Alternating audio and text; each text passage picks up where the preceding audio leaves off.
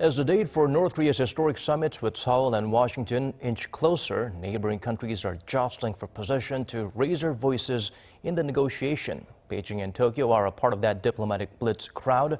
Over in Japan, their top diplomats held a rare meeting. Lee Ji-won shares with us what was discussed. Chinese Foreign Minister Wang Yi visited his Japanese counterpart Taro Kono in Tokyo on Sunday to discuss ways to improve their relationship, as well as the issue of North Korea's nuclear program. It marked the first time in 8 years for China's top diplomat to visit Japan alone. At the meeting, the two sides agreed that the countries should continue to impose economic sanctions on North Korea and that China and Japan must closely cooperate to achieve their common goal. I hope our two countries can work together towards our common goals and cooperate together so North Korea will completely and irreversibly denuclearize in a verifiable manner. The two sides also shared thoughts on thawing their frosty relations, including to agree on seeing their disputed territory regarding the East China Sea as an area of peace, cooperation, and friendship.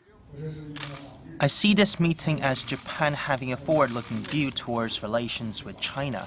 Through this visit, I hope during the high-level exchange, we can exchange opinions.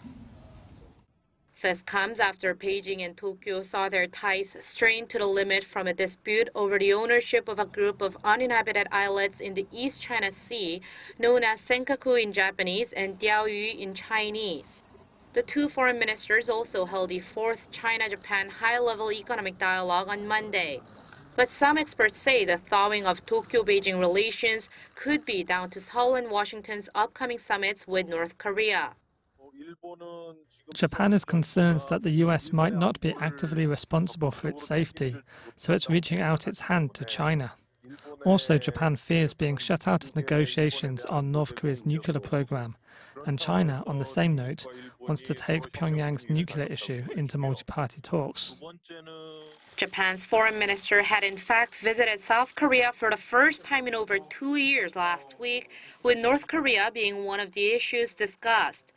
The expert said Japan will continue to highlight its diplomatic presence, but with U.S. President Trump preferring direct talks with North Korea, whether or not talks with the North will develop into multi-party ones remains to be seen.